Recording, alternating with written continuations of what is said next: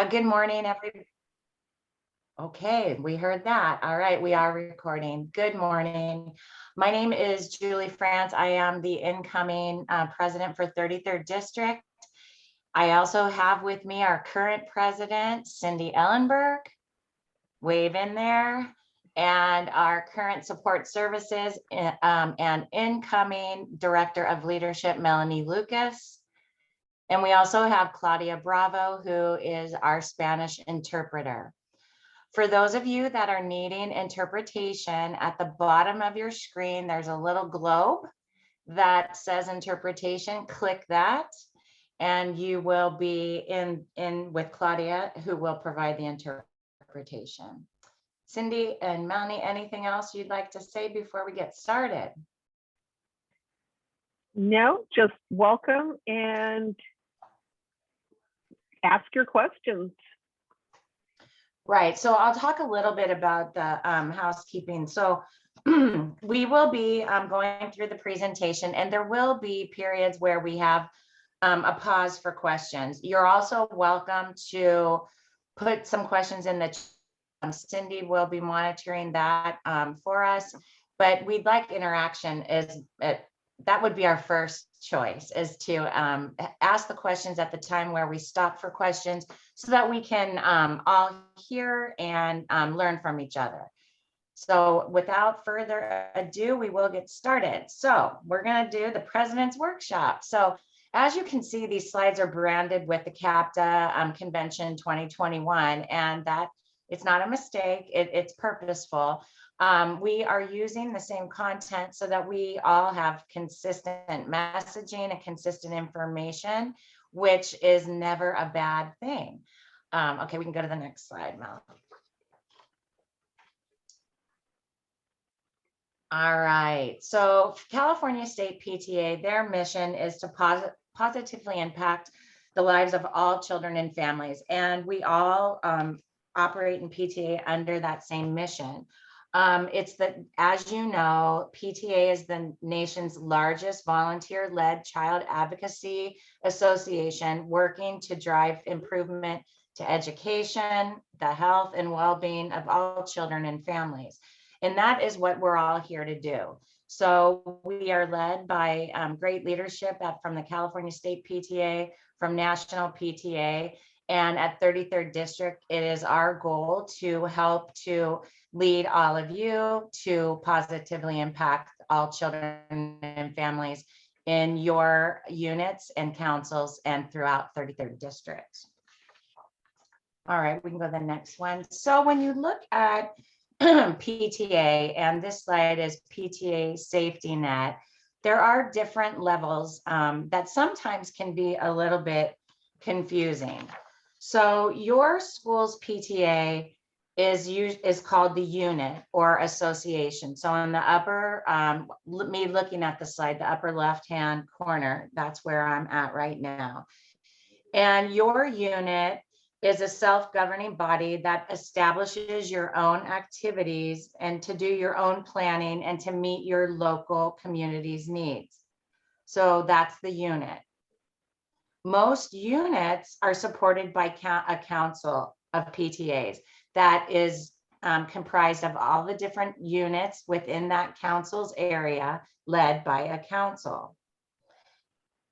So PTA councils are made up of the PTAs in the school district or the geographical area and provides training and coordinated efforts to the member units. So everybody with me so far?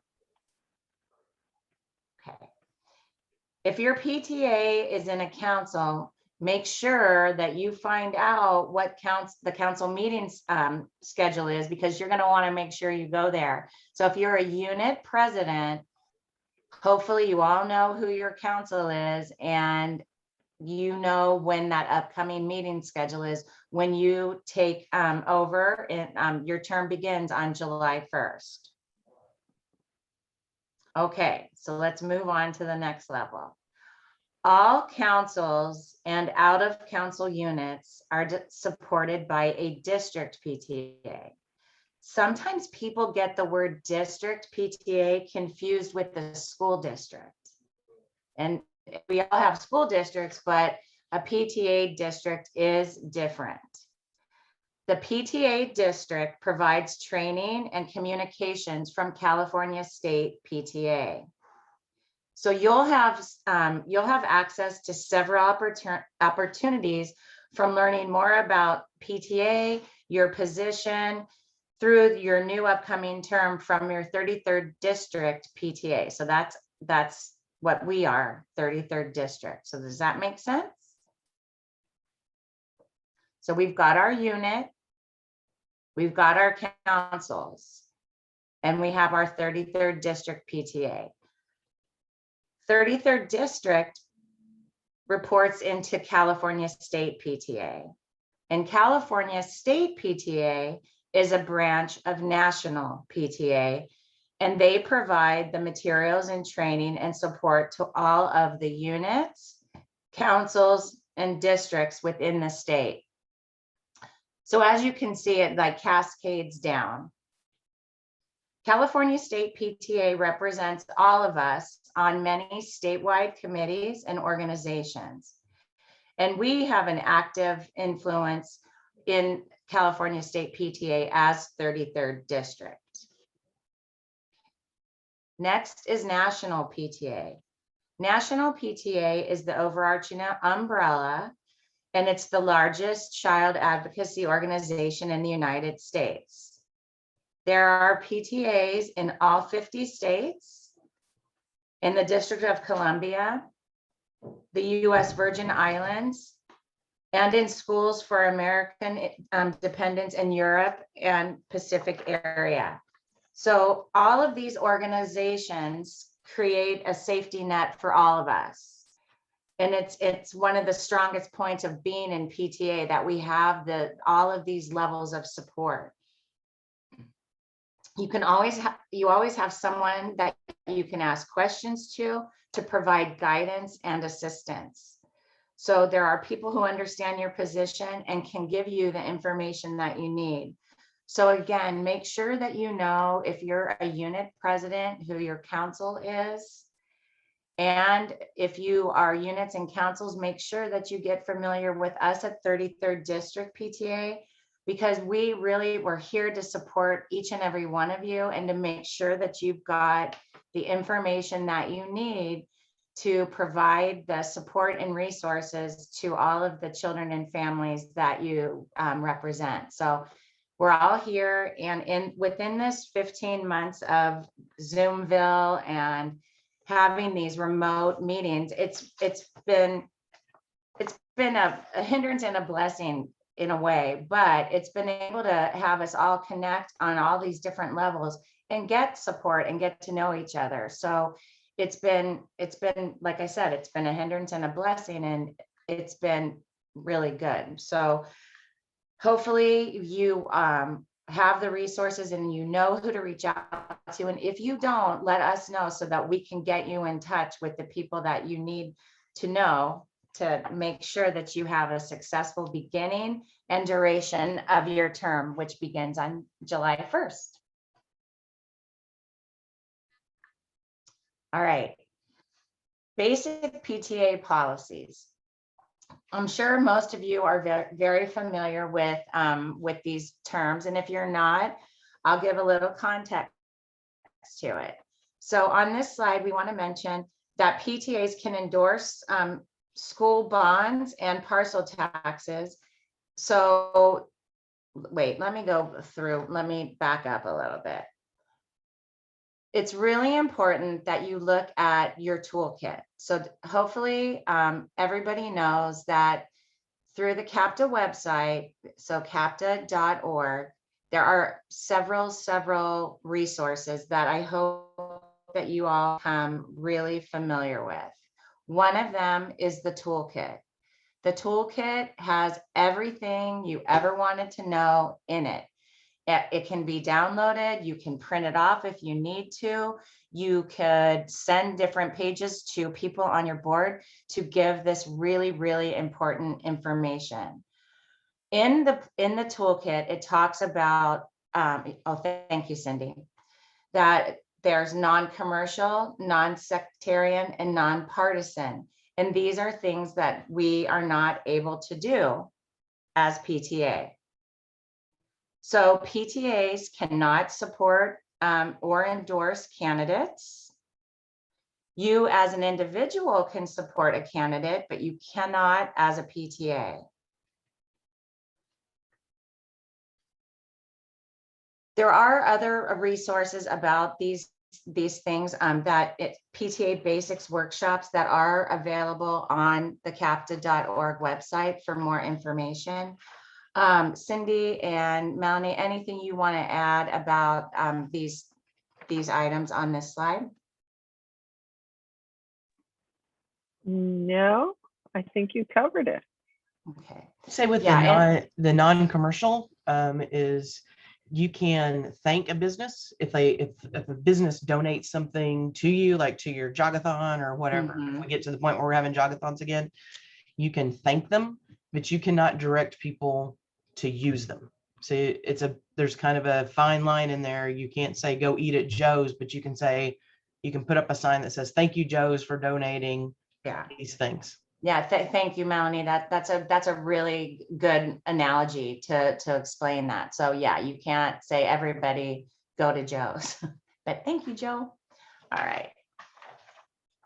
I saw in the chat a question of, is it worth printing? You know, it's really kind of that's up to personal preference. Some people are, you know, they like the hard copy, they like the paper file. Some people are more electronically based. So it's really a preference of you. It's really big. So if you print the whole toolkit out, back in the olden days, yeah, it's about that thick. It's a couple inches thick. So I would recommend, maybe if you want something that is really important and it's maybe 10 pages, print that. But again, that would be your personal preference. But if you do hit that print button, know that you're going to be printing probably a ream of paper. Okay, we can go to the next slide.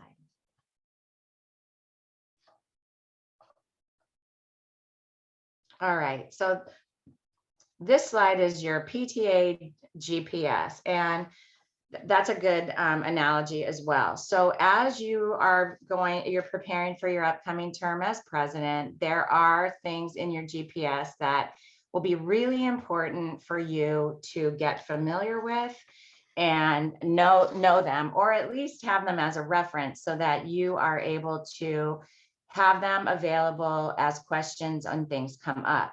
Number one is your bylaws. I like to call the bylaws your recipe, or your recipe card. It has everything you want to know about your unit or council or district in the bylaws. Don't be intimidated by the bylaws. Okay, so if it's something that you're intimidated with, maybe just read it in snippets, little pieces at a time to become familiar with. And soon you're going to know exactly what page you're going to find your nominating committee rules on. You're going to know what page will outline what your quorum is, so that your bylaws have all of this information in it. It's the most important document that you have, will help you to do your job. Hopefully you all have a copy of your bylaws. If you don't, make yourself a note to get a copy of the bylaws and get one for your incoming board. It's really important that we're all on the same page and we can reference these when they're needed. So check with your current board if you don't have access to your bylaws. And again, all your incoming boards should have a copy of your bylaws. And it's good to have in a file for all of your PTA documents so that you're able to reference it. And when it comes time to pass on to the next incoming board, you have it all organized and ready to give to that incoming officer when your term is over. It's a really good idea to go through your bylaws as a board together at least once a year. It's a great way to orient yourself to what is in there, and so that you're all on the same page. As I said earlier, it's like a recipe card. So it has your official association name. It has your unit ID number. It has how much your membership dues are. It has also what constitutes a quorum. It has what your elected officers are. It also tells you about your nominating committee, when your elections will be. So it's got super important information in it. So again, don't be intimidated by the bylaws. It'll tell you also when your meetings are, when your executive board meetings are, what the roles and responsibilities are, what your standing committees are. So it's, again, has many, many, many informative things in it. You also will have standing rules in your bylaws. It'll list the meeting dates, when your association meetings are, when your executive board meetings are. It'll also talk about authorized expenditures. It'll also delineate who the check signers are and what your committees are. And then some bylaws and the standing rules have what the standing committees and the special committees. So it has everything you ever would want to know, and a wealth of information, a super important resource. Anything either of you ladies would like to add, Melanie or Cindy? Oh, okay. No. Nope. All righty, next slide. Okay, let's talk about these fun forms. So again, don't be intimidated by the bylaws and don't be intimidated by required forms. So as the president of a unit or council or district, it's our responsibility to make sure that we are compliant with all of these forms, and that we make sure that they are submitted on time, and that we provide resources to our units and councils and anybody that needs help understanding or help with getting these submitted on time. So the required forms that we all need to have submitted are, number one, a conflict of interest form. So in other words, the conflict of interest form is that you can't serve on a board and be paid by the same entity. So you can't be paid and serve on the same board. The next one are the IRS forms. So these are the federal tax forms, the 990, 990EZ, and 990N.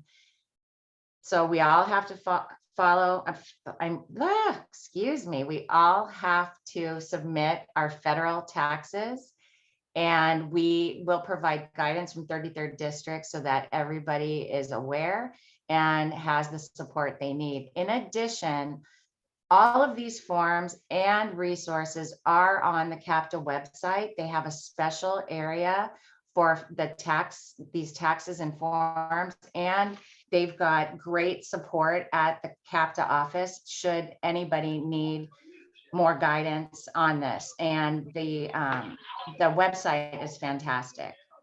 So we have our federal IRS forms.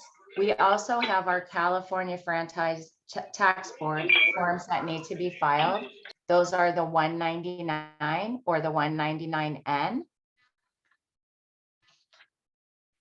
The next bullet is with the California Attorney General, and these are the registration renewal fee forms, or the RRF1 for the 501c3. So our the nonprofit status, those also need to be filed. There's a new form for PTAs that have an income less than $50,000, and that is the CTTR1 form. Again, all of these will be found at the CAPTA website, and guidance will be there. And last but not least, workman's compensation form. So all of these, we will provide the resources from 33rd District to our councils, and that information will be cascaded down to the units. And again, you can get further resources and information about any of this on capta.org. All right, anything to add? Nope. Okay, we can move on. All right, PTA positions. What is required by nonprofit law and must be filled? So as I mentioned on the last slide, we have a 501c3 status, which means that we are nonprofit and we have to follow the laws of that. So this is something that we can't take lightly. So we are responsible and bound to follow the nonprofit laws. And under those laws, there are 3 positions that must be filled. And you might have heard in previous trainings that we often talk about this, or in elections, that every PTA has to have a president, a treasurer, and a secretary. They are required for all nonprofit organizations. So you have to have those 3. So hopefully all 80 of us in this room that are a part of a PTA are positions filled. So in addition to these required, there are other positions that are optional, and they are outlined in, I don't take that lightly either.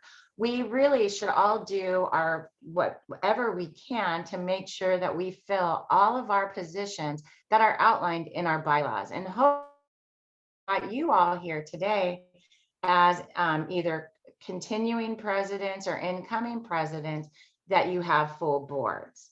So, but again, the 3 that are required by law are the president, the treasurer, and secretary.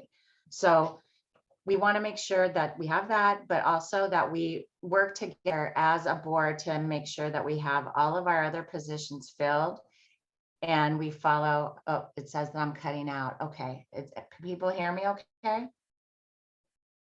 All right. Yeah, but maybe if you cut your video, it would make it better. Okay. Just a thought. No, thank you. Let me do that. All right. Hopefully that'll be better. So if we don't have all of our positions filled, wait, it went back on. Sorry, guys. There we go. It's every board's to fill the specific tasks that are assigned to those unfilled board positions. So that's even more motivation to get all open positions filled, right?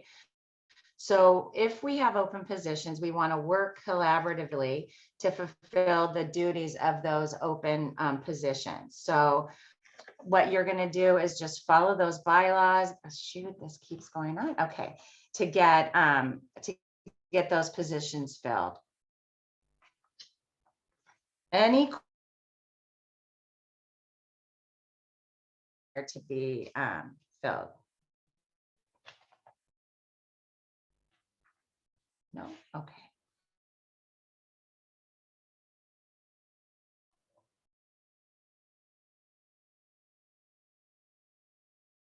Okay, PTA president duties. Let's get started with what your specific positions duties are. We can go to the next slide.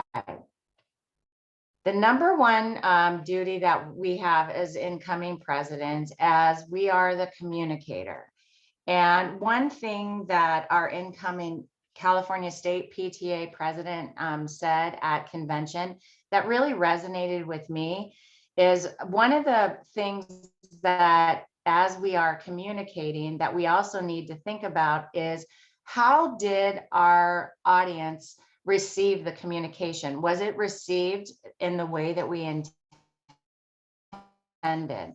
So that is something that I'd like to challenge all of us to remember out of personal experience in my work, my paying job and my volunteer job, is sometimes I feel like I've communicated a message really, really well. And sometimes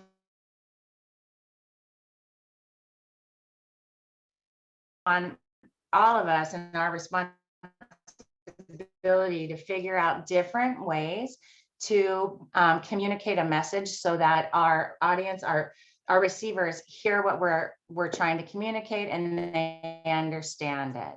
So as a president, the overall job is to be the best for PTA with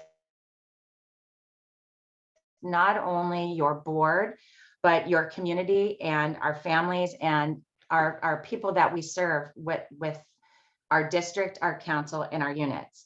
So we want to make sure that we are the link between these groups and that we will facilitate conversations between each and every one of them. So we want to also keep our general membership in touch with all of us so that they know what our mission is and they have the resources to facilitate activities and to educate our families with what the captain mission is, and that is to serve the children and the families. So, communication. We want to also make sure as a president, not only are we good communicators, that we coordinate the work of our executive board, that we preside over our executive and association meetings with the support of our board. We also, as presidents, approve all material prior to distribution. So you don't want to be caught off guard as a president, and maybe you've got a VP of membership that has super great ideas about a membership campaign and how they want to increase membership, and they are excited and they push out a lot of communication about the membership campaign without the president seeing it. That is something that we don't want to have happen. So we don't, as presidents, want to be micromanagers, but you need to know as president all information that's going out to your constituency. As a president, you also make the chairman and committee member appointments in collaboration with your board of directors. So you want to work together to identify that might be fantastic chairman and committee members. And then as a group, you decide on that. And as a president, you make those appointments. And you serve as ex officio of all committees except for the nominating committee. So, and that's just to make sure that you are aware of what is going on and that it's coordinated work that is serving to meet all of your goals that you've established as a board.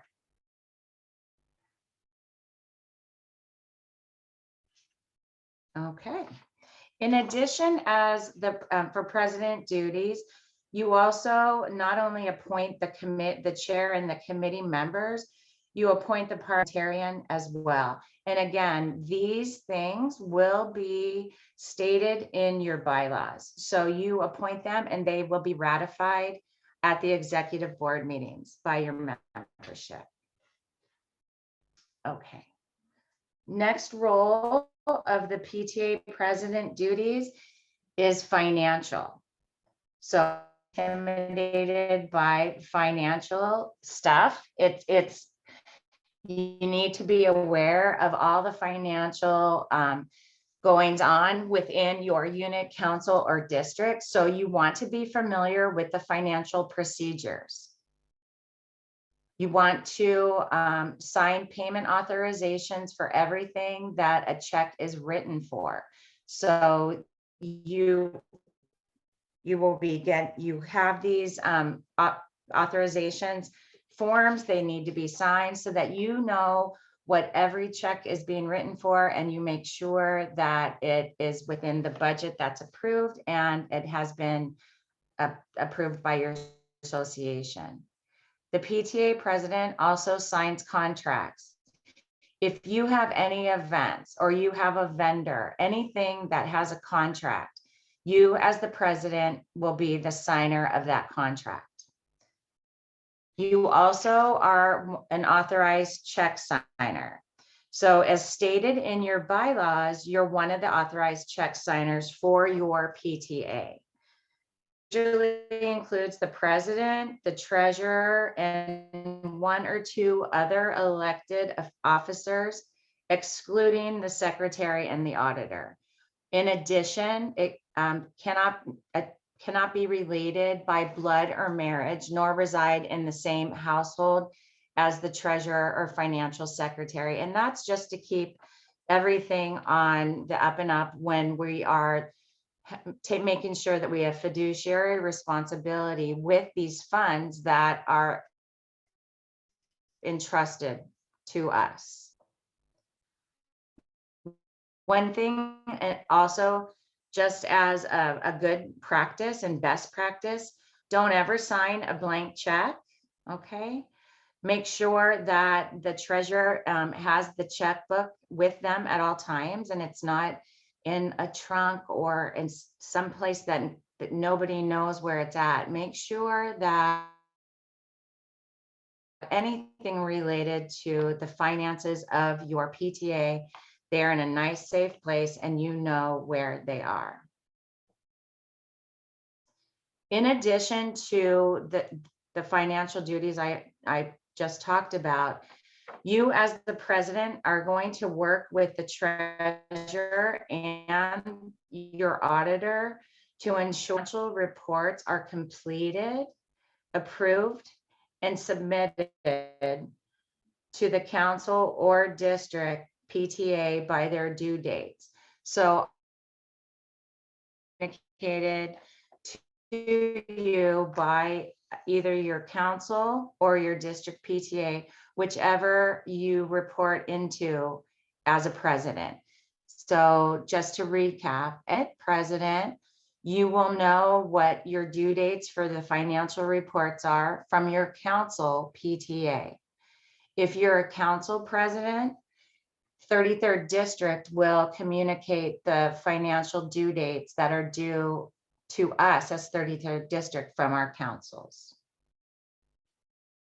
Okay, next slide. Let's talk about contracts. So that is another one of your duties. So make sure that you read all contracts thoroughly. Remember that you're going to be signing it, and that is going to leave your PTA liable. So make sure that you read it and you understand what you're signing. All contracts need to be presented and discussed at an executive board meeting. So the appropriate officer or chairman must have authorization from the executive board before negotiating a contract. And make sure that you receive your contract in writing. Understand the terms and conditions of the contract so that you make sure what you are signing and that you don't make yourselves liable. If you need to have the contract reviewed, you can have that done too. And don't forget, our PTA insurance broker is also a resource questions about any of your contracts. The length of the contract is limited to your current membership year and does not encumber future boards. Okay, so keep that in mind as well. Your membership is going to vote on the contract after it's presented at an association meeting. And all contracts must be the association before it's signed. And it will be signed by two authorized elected officers. One will be the president. So just make sure, like you do in your non-PTA duties, you always want to know what you're signing and the term limitations of what you're signing. Okay, next duty is collaborator. You as the president are the point person for your PTA. You are the PTA representative, and you're going to collaborate with your other PTA branches of the school and community groups. And you want to partner those, you want to strengthen those partnerships.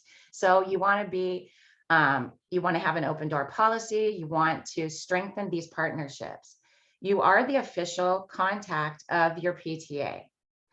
So you're going to get all the mail.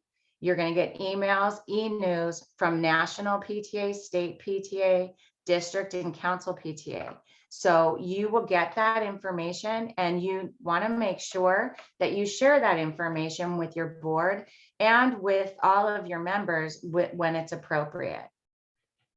As a collaborator, you're going to meet and have a strong partnership with your principal. So typically PTA presidents meet regularly with the principal to build that good working relationship and to make sure you stay on the same page and coordinate all your activities. If you're at the council level, the collaborator equivalent is typically the superintendent. You, as the PTA president, are also going to represent your PTA at council meetings. If you're a unit president, you will represent your unit at council. And if you're a council president, you're going to represent all of your units in your council at 33rd district meetings.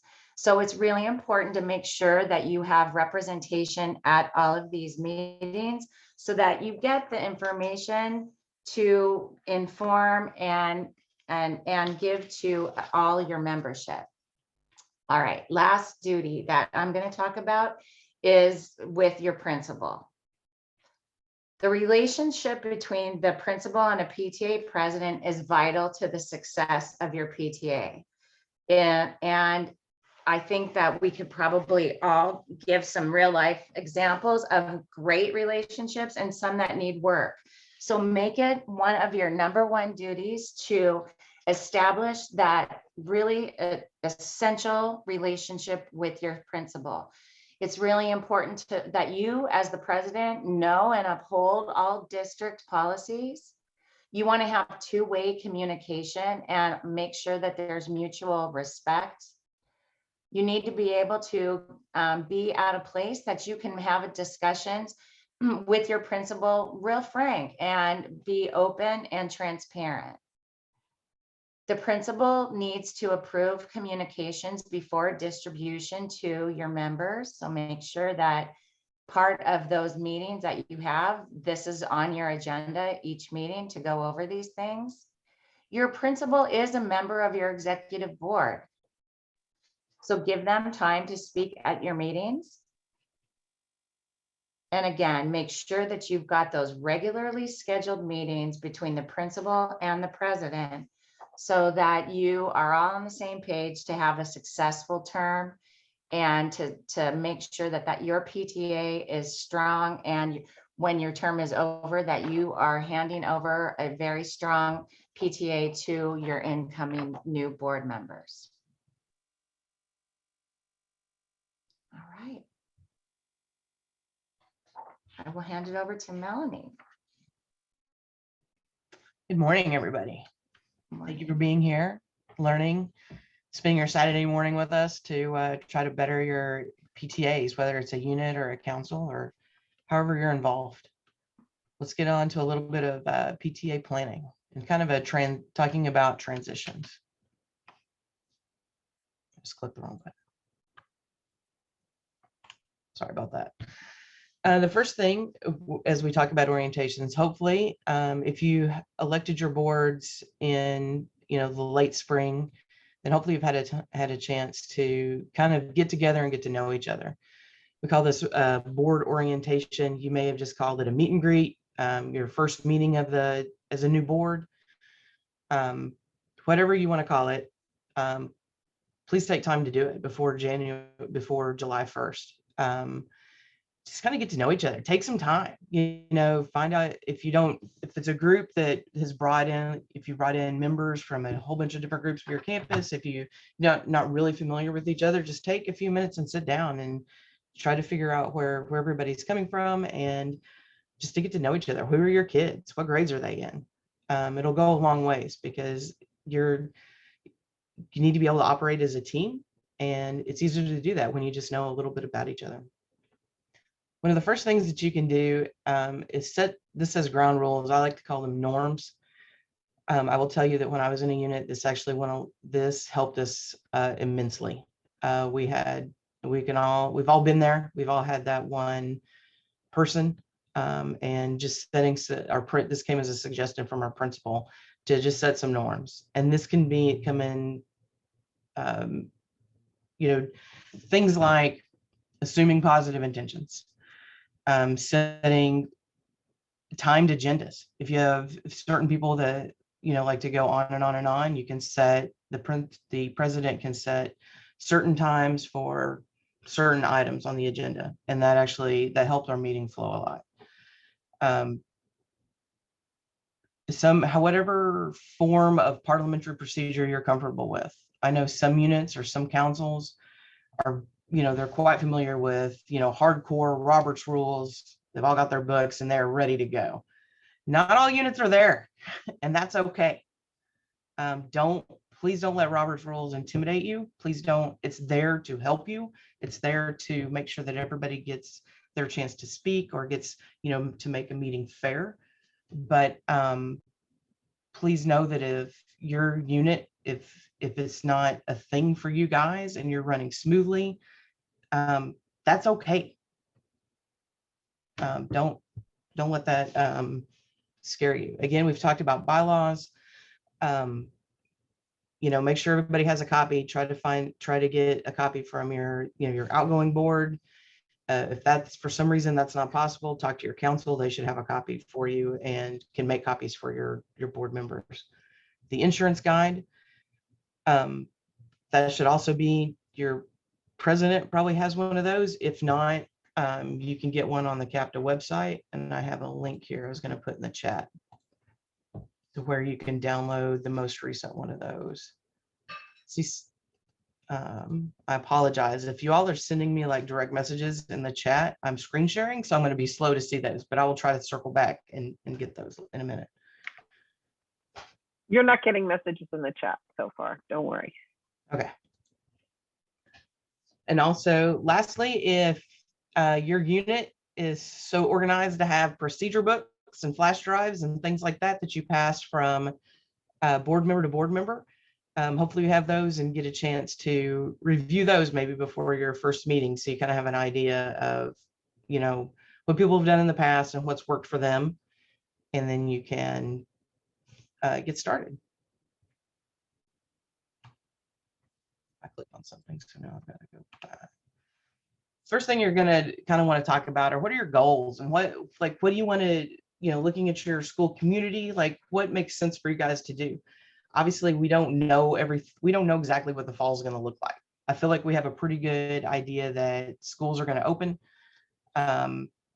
Probably if I'm just reading between some lines and looking at my probably not so accurate crystal ball, I'd say there's going to be a lot of kids on campus in the fall, but I think we all know that we're going to have to wait until June 15th to see what the governor says, and then to see what the LA County Department of Public Health says, and then to see what your individual superintendents say.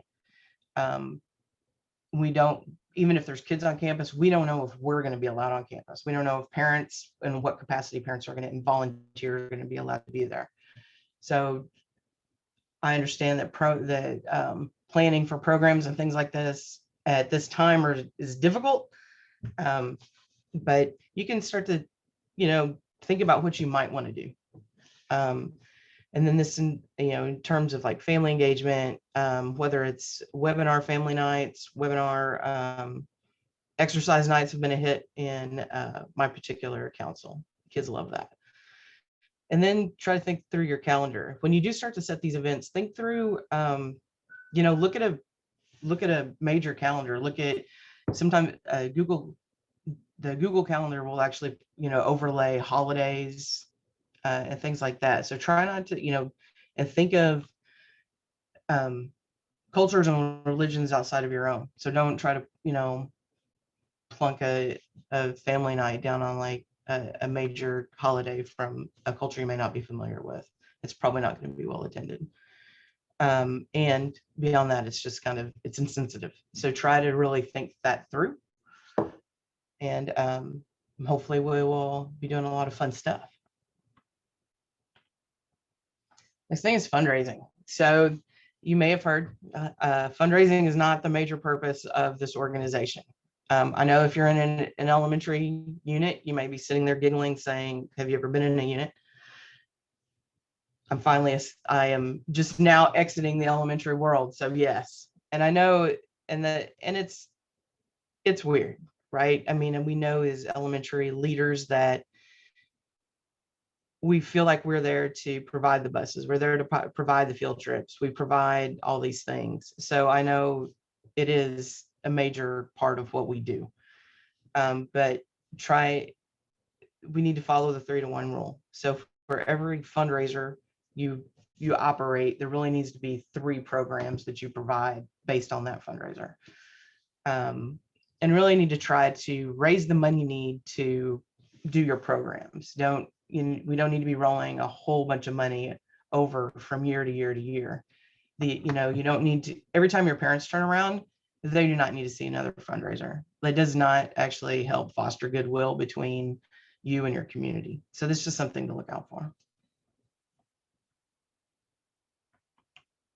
Membership is another thing you need to talk about. Try to set a membership goal. I mean, we all know last year was pretty weird. We had some units that did better than they ever had, and that's incredible. I absolutely applaud those units, and that's amazing. But sit down and think about what's a goal you think you can attain. We should see a lot of growth this year.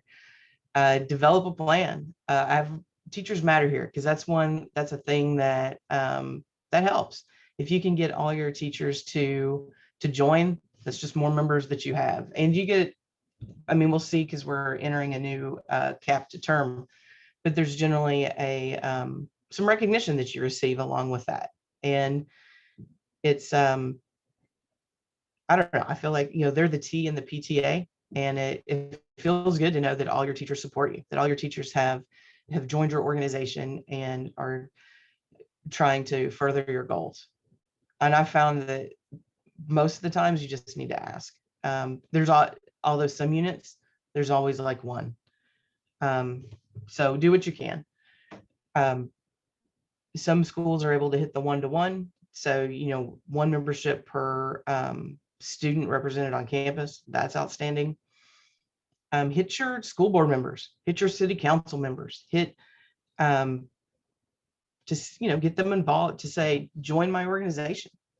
Please show support for my school, my kids, and my families. And then we always have to remind everybody, membership is a year-long campaign. It doesn't stop in October when we feel like that we can breathe after we've run that first membership push. Keep it going all year. Hit them up in March. The last thing I want to add about membership in terms of transition is don't forget that we need to change. If you're using Totem, we need to make a transition to the leaders that are in your Totem account. So ask your outgoing president to invite the incoming president as a leader within Totem, and then the incoming president can then add everybody else.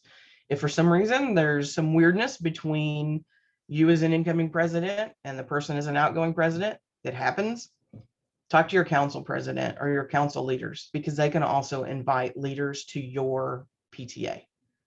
So it doesn't, if for some reason that's not working, that can happen there. And that's all within Totem.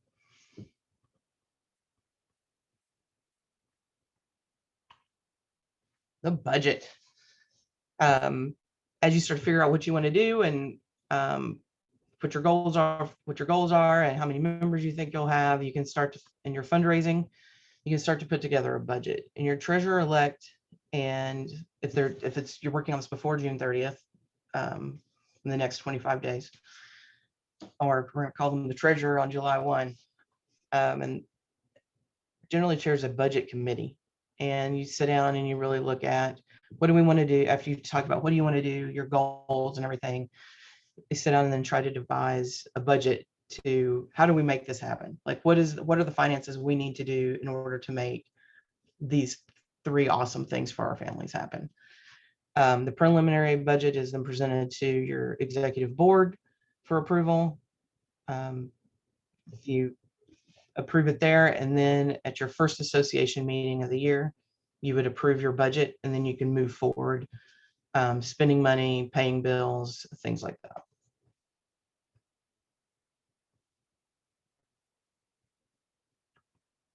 All right, we have a pause here for questions. Do we have a lot of questions in the chat or anything coming up? Did you guys see? I know. Do you want us to raise our hand, or how should we ask the questions? I cannot see the participants. So we can, we do hands would be fine. And then if Cindy and Julie can help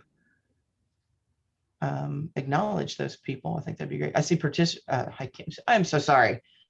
Patricia, I apologize. Not quite enough Coke Zero yet. So, I do have several questions, but I'll try to limit and just Okay. ask what you're talking about. One of my big questions is, and I think someone touched on it earlier, but I didn't quite catch it. When the decisions you are making for next year's board, but you have to make the decision before June 30th. How exactly do you handle that voting? So you've got this year's board, but you have to decide before the end of the year, but it's going to affect next year.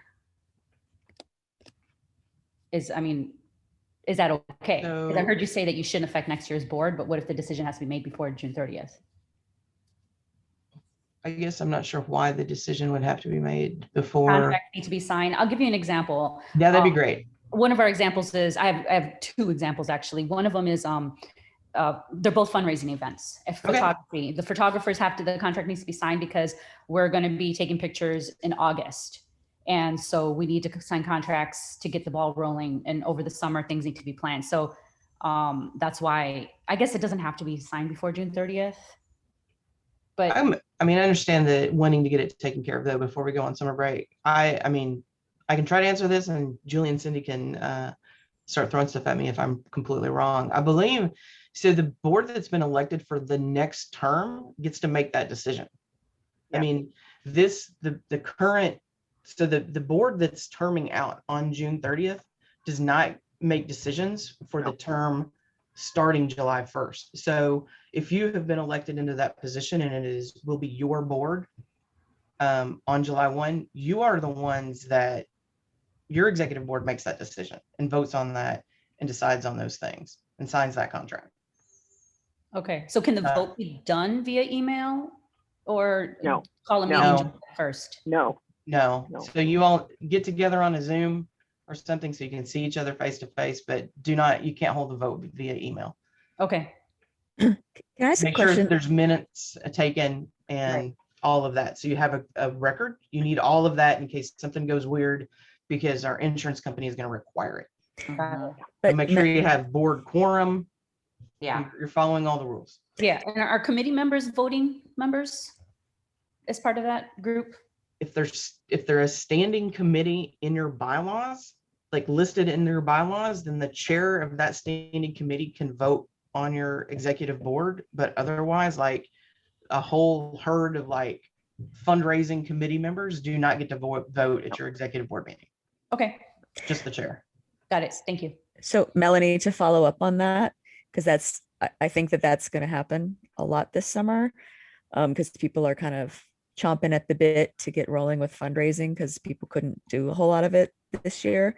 So if in that example that person just gave, they wanted to kind of get ahead, that new board, assuming that they've had an exec board elect meeting, so they voted in their new standing committee chairs and their appointed positions. So they have all those people that can now vote, and they want to sign a contract or something like that.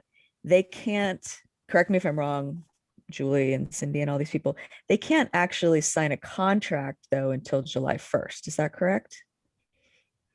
When they take office officially, they couldn't sign a contract June 15th because they haven't actually taken office, right? Right. No, and you've also got to get all that approved. By the general, right? Yeah.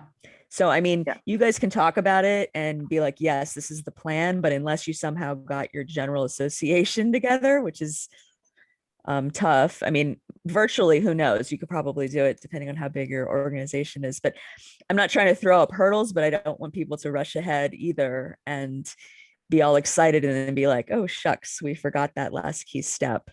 So I just wanted to throw that out there. That's true. But this year's board that is done on June 30th does not make next year's decision. So Right, it's not their vote. Okay, So, thank yeah. you. And then I see Kathy Gomez had her hand up next, and then we'll go to BB. Hi, I just wanted to ask if you can elaborate a little bit more on the 3-to-1 rule that you were talking about for fundraiser. Sure. So for every, I mean, and this is in the toolkit, and this is just kind of a PTA thing. For every, if you have a big catalog sale, I'm just going to use those as an example, or a jogathon. You really need to kind of make sure that you're providing 3 things for that, whether it's like an assembly, a culture night, a literacy night.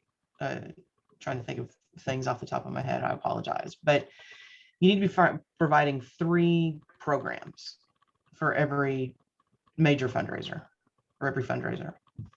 Got it. Thank you so much. No problem. Maybe? Bibi? I was just going to go back onto the question from Patricia regarding elections and stuff. Can the current board and the board elect meet and decide if that's something that the current board wants to take on and then approve it that way? Does that make sense? Like, For example, we have a situation where we want to do a major thing for the school, but it would impose on the new boards fundraising per se. So both boards got together to decide if that's something that the new board wants to pick up on, or just totally be like, no, that's not something we want to take on. Is that something you recommend, or, I mean, a solution? it's about as good a solution as you can do if you're going to do something like that. Because it sounds like you're aware, one year's board cannot impose like that on another. But if it's something that the new board is also game for, and will it be done this year? Like, will the fundraising or whatever is needed to complete the thing be finished? So in You our thinking- situation, we are not fundraising. We're trying to allocate money that we have so that it doesn't carry over, so that we don't carry over so much. So the project that we had 2 projects in mind, one would start getting taken care of over the summer and into the fall, but it would be paid for. Oh. And the second one wouldn't be even tap their feet on. But there are 2 good things that we want to do. It's just, can we do the one that will be paid for and start it and maybe possibly finished by the fall? Even though it's not something that the new board is going to be overseeing. It's kind of confusing, I know. I mean, once the new board starts their term in July, then it's the new board. You have to have your budget, you allocate the funds, you have the projects, they're all line items that you plan on your budget committee, and then you discuss at the executive board, and then you get approved at your association meeting. So that can't carry over because those funds are the membership's funds, right? Right. So does that help at all? I think we did it right then, because we did bring it to the association and presented to them what was going on. So my question would be like our treasurer in that situation. So that means you would have funds that you're suggesting you use after June 30th, right? So you have a budget where you're using funds after June 30th, and I don't think you can suggest that because that's encumbering the next board. Yeah, you would have to carry that on and get those continuing, have it approved by all those The new things that folks. I just said. Yeah. the new board, the new Uh-huh. association. Yeah. I Okay. think that's like combining it in a weird way. Okay. Thank you. I see that we have some more hands, but we have quite a few more slides. And so we're gonna kind of power forward and hope that we have, and then try to get everybody at the end. The next few shouldn't take as long. It's more about meetings. So I leave your hand up, and then hopefully we can grab you at the end. But I want to make sure we get through all this information. So I apologize. Okay, gotta flip back over here. Okay, PTA operations for all meetings. And this is just kind of an overview of everything that you need to be doing at nearly every meeting you have. Keep minutes. You know, keep it. This is your official record of everything that happens during a meeting. Make sure that we want to know. You need to make sure you have your attendees. You check your bylaws for quorum if we're talking about executive board meetings, association meetings, things like that. Motions. Make sure you are keeping a good record of the motions made, that they were, you know, approved, not they passed, failed, all of that. And budget information and expenses. So like your treasurer's reports, things like that, beginning and ending balances, we won't need all that information. Your meetings, your minutes will be approved at the next meeting and signed by the secretary, and then filed for audit. Effective meetings. So before the meeting, as a president, you need to send a meeting notification, let everybody know that this is happening, or facilitate that in whatever works for your unit. I know, you know, if all your members are on Totem, and you can, if you're going to hit them with a Totem message, or if you have email addresses and you can hit them with email message, however it works. I know in our school district, we have community liaisons, and so sometimes we lean on them to send out a message through Dojo. Anyway, somehow let your community know that you're about to have a meeting. If it's an association meeting, if it's an EB meeting, then that's obviously much easier. The president prepares the agenda, sets the agenda, and decides what we're going to discuss. If you have people that need to report, give them a heads up. Try not to spring it on them at the meeting. I mean, you're supposed to put out the agenda so many days in advance, but I realize that doesn't always happen in real life, especially, you know, during pandemic when we're all kind of losing our minds. But make sure that if you're asking somebody to report, that they're aware that that is going to happen. Nobody likes to be surprised. During the meeting, try to start on time. I know Zoom's weird, so sometimes we have to give everybody, you know, a few minutes to get in, and that's fine. You know, allowing 3, 4, 5 minutes to make sure everybody's in, and that you've gotten everybody out of the waiting room, and that people have found their link. Nobody really gets mad about that. But if you consistently start your meetings 15 minutes, 20 minutes late, people will stop coming to your meetings. Nobody wants that. Ground rules is kind of like what we talked about before, setting norms, making sure that you're following some sort of version of parliamentary procedure, making sure that if you set a timed agenda, that you're following it, just whatever works for your unit kind of culture, I guess. Make sure you're following it. Parliamentary procedure, we just talked about. Issue bin parking lot, that's if something's eating up a lot of time, maybe put it to the side for a minute. Put it on I've seen people when we're in person, you know, maybe they have put chart paper, or somebody's taking notes, and say, you know, this new thing has come up. Let's put it to the side and get it when we get down to new business. And then try to end on time. If you have a set ending time, try to aim for that. Try not to keep people there all night or all day. Obviously, life happens. Issues happen. You know, something crazy comes up and you have to discuss it. You have to handle the business of your association. But just try to be mindful and respectful of people's time, because kind of, again, if you aren't, they won't come back to your meetings, and then you won't have quorum, and then you can't pay your bills. So executive board meetings. These are open to officers, and this is kind of what we just talked about: officers, standing committee chairs, your teacher rep, and your principal.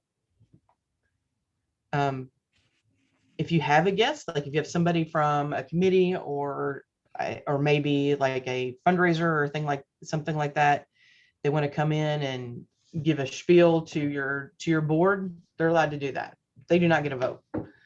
And they should leave after they've given their report. Executive boards typically meet monthly.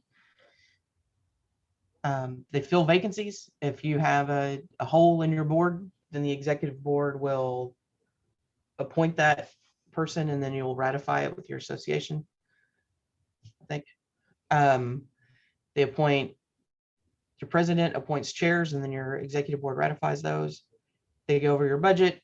They kind of keep, the executive board kind of handles the business of your association between association meetings. So we're reviewing the budget. We're making sure that we're paying the bills and writing the checks, and reviewing bylaws. Every year you should give those a look, make sure it makes sense for your organization. And then, the executive board is kind of responsible for planning your speakers or for your association meetings, planning the programs and the fun stuff for your kiddos at your school. Sorry if I'm going super fast. We're running out of time and I want to get through some of this stuff. I apologize if I'm sorry, Claudia, if I'm driving you nuts. This is an example executive board meeting agenda. It's always great to have even at an EB meeting, have an agenda. It keeps you on track. Gives you, if nothing else, it's a roadmap, and it'll get you through the meeting, and it will keep you from forgetting things along the way. So call to order, take attendance, approve your minutes, do your financial reports, get your reports from your officers, handle your unfinished business, your new business, see if there's announcements, and then adjourn. Get out of there. Association meetings. These are open to all PTA members and guests. Only the members vote. Let's see. You're supposed to post your agenda 10 days in advance. Your meetings are set in your bylaws, and the standing rules part of your bylaws, like which months you're supposed to have them. And this can vary. I think the minimum is 4 meetings a year, but your association may have 9. It's just whatever your bylaws say you need to follow. Your association is to approve your calendar, all your programs, and your fundraisers. This is an insurance thing. You need to have full approval. If something goes wrong, it needs to be in the minutes that your association approved it, so that the insurance company will pay out. Then financial, we're going to, again, just like the EB meetings, we're going to talk, if we need to look at the budget, release funds, ratify any expenses, and get your, and just share the treasurer's report with the association so they know what's going on. This is about financial transparency. You may adopt a budget. So the first meeting of the year, you're going to adopt a budget. You're not doing all of these things at every meeting. This is a list of things that may happen at an association meeting. I apologize. I should have said that up front. You adopt bylaws and standing rules, and your associations vote for your nominating committees. They select the members for those every year.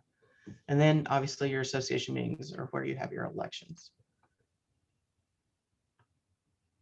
And this is an example. Association meeting agenda really doesn't look that much different from a executive board meeting agenda, but call to order, approval of the minutes, handle your financial reports, and directly after that, your treasurer will be there to present the bills and ratify those. Audit reports, you may see if it's time for that, you'll approve your audits then.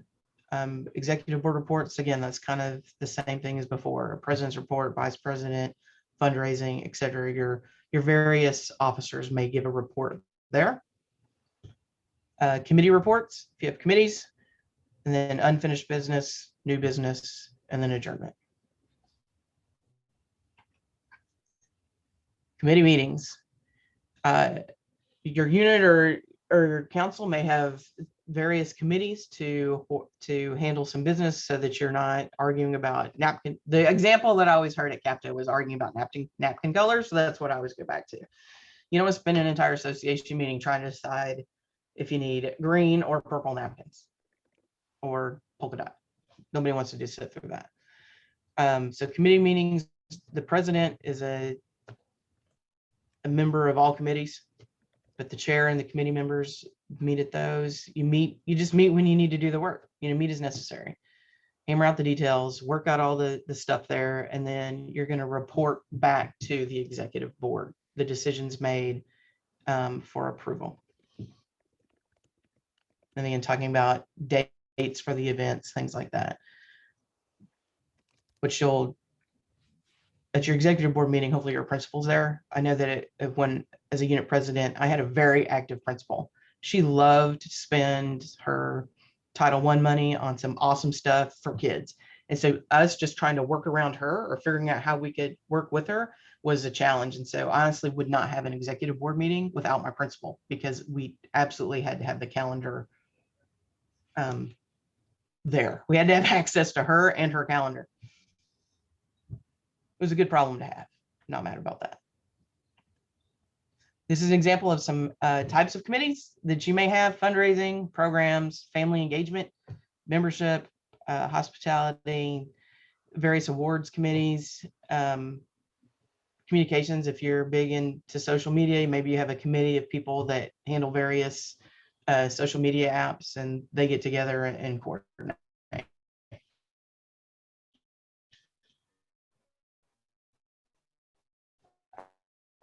And if you don't, many are not, I know luxury. So don't, if you're looking at this like freaking out, do not freak out when you see committees and we're talking about them. If you don't have them and your executive board makes these decisions, that's fine. All right, manage your PTA. We're back to Julie. I think just in the interest of time, like we've talked about a lot of these things. So I think, because we are at 10:15 and everybody that's here, I'm sorry that we went long. I know that there gets questions and there's a lot of stuff that you still might have questions about. And so I put in the chat, and I don't know if it's still there, but we will plan another Zoom session to answer any questions that you all may have. And it's not mandatory for you to attend, but I really want to make sure, and I'm speaking for Melanie and Cindy too, we all want to make sure that we've answered your questions. So what we're going to do is we will send out this slide deck to all of you. You can go through the deck and see some more, maybe make a list of questions that you've got. We'll and then Cindy and Melanie and I will collaborate to find some times that we are available to set this up. We'll send it out to all of you and you can attend, and we will answer any remaining questions that y'all may have. Okay. Melanie, Cindy, anything you want to say to wrap up? I mean, I think we got directions that we could stay on until 10:20, but 10:20 was the hard stop because other presenters are using this Zoom link. Right. Unfortunately. Again, just want to thank everybody for being here. Yeah. This is your Saturday morning and you chose to spend it here to learn, and I have a tremendous amount of respect for that. So thank you for being here. Thank you for doing good things for kids. Yeah. Thank you. And I wish you all a successful year coming up. Hopefully things will be better and easier to participate as PTAs.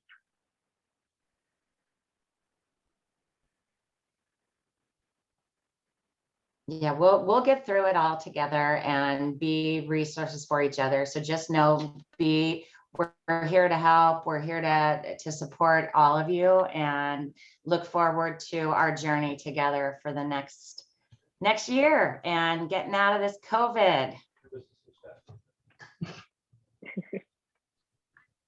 Thank you for signing up. Thank you for your dedication. Like putting your name on that line that says that you're willing to be a president of a unit or a council. That's incredible right now. Because I know that we're struggling to fill a lot of positions around the district. And I just want to show my tremendous amount of respect and how grateful I am that you all have chosen to do this. So I don't know, give yourself a pat on the back, run around, take a victory lap or something today at some point, a treat, whatever you would like to, whatever treat that involves. Yeah, and no, But- one other thing too, the slide deck that we send, you can use it as long as you don't alter it, just the content, it is from California State PTA, so you don't have to recreate the wheel.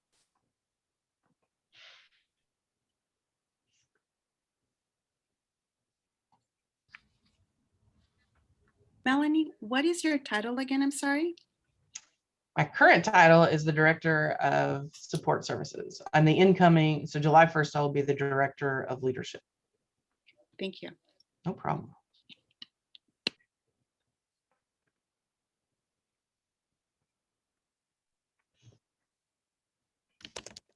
I'll be sending out the slide deck and the meeting information, and it's going to come from PTA 33rd First VP. So if you see that email, don't think, what's this? That's what it won't have my name. In addition, it'll be up on our website. Mhm. But the Zoom session stuff won't. That's true. The next meeting, the question. Yeah. There's no, I was answering a question in the chat. There's no sign-in sheet or anything required. The Zoom analytics do that for us. They really do. You know, Yeah. you're here, you're being watched. Like Zoom keeps track of that. So I don't know if you're worried like a council president's going to check up on you. If they ask, we can say you were here. I know Long Beach like gives points, I think, for showing up to trainings and things like that. So One last question. for sure. Oh, wait, I see two hands up. Maybe I'll wait. I don't know if Patricia's hand was just there. Oh, you know what? My hand was never brought down. Sorry about that. I'll bring it down. That's okay. And we missed Annalene. I apologize. Yeah, I'm still here. And I apologize. I probably just butchered her name. I totally apologize for that.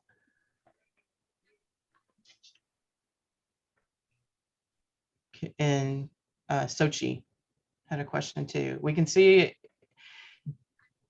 Yeah, we're going to have to leave shortly. So if it's a quick one. Yeah. Yeah, I just yeah, have this a is- question. Oh, sorry. Yeah, this Did is you guys want to Annalene call a real name? quick. All right, Annalene. I mean, Sochi had. Annalene, is it quick?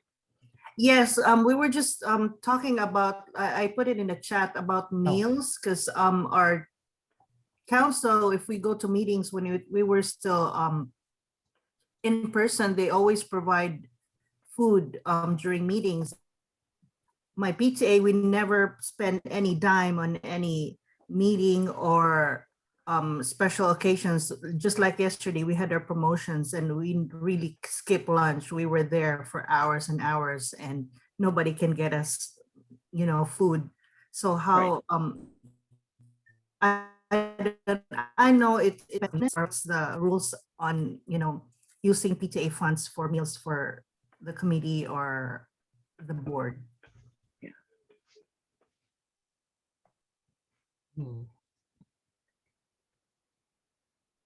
The money for that PTA has is to be used for the students and programs for the students. You cannot pay for committee members or board members' meals.